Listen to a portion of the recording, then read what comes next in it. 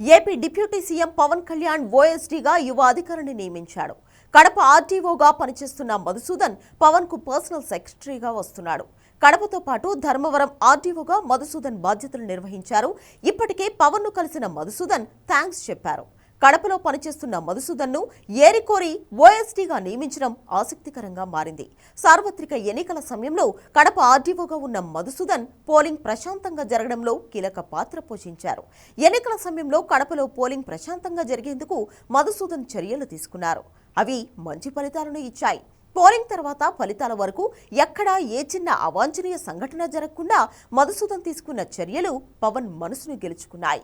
అందుకే ఆయనను పిలిచి మరీ ఓఎస్డీగా బాధ్యతలు అప్పగించినట్లు తెలుస్తోంది. మధ్యతరగతి కుటుంబం నుంచి ఆర్డీఓ స్థాయికి ఎదిగిన మధుసూదన్ విధుల్లో చాలా కఠినంగా ఉంటారు. చిన్న తప్పు జరిగినా స్వయంగా రంగంలోకి దిగి పరిష్కారం చూపిస్తారనే పేరు ఉంది.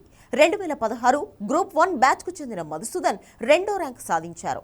ఆ తర్వాత ఆర్డీఓగా బాధ్యతలు స్వీకరించారు. అయితే పవన్ కళ్యాణ్ ఓఎస్డీగా యువ ఐఏఎస్ కృష్ణ చైతన్యను నియమించాలని రాష్ట్ర ప్రభుత్వం నిర్ణయించింది. సాధారణంగా ఓఎస్డీలుగా గ్రూప్ 1 స్థాయి అధికారులు ఆర్డీఓలను నియమిస్తూ ఉంటారు. అయితే జాతీయ స్థాయిలో గుర్తింపు తెచ్చుకున్న ఐఏఎస్ అధికారి కృష్ణ చైతన్యను ఓఎస్డీగా నియమించాలని పవన్ కోరారు. దీనికి ఏపీ సీఎం చంద్రబాబు కూడా అనుమతించారు. కృష్ణ చైతన్య ప్రస్తుతం కేరళ రాష్ట్రం క్యాడర్లో పనిచేస్తున్నారు.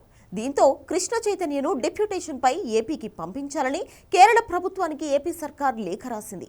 త్వరలోనే కృష్ణ చైతన్య కూడా డిప్యూటేషన్పై వచ్చే అవకాశం ఉంది. అప్పటి వరకు మధుసూదన్ ఓఎస్డీగా విధుల్లో కొనసాగే అవకాశాలు కనిపిస్తున్నాయి.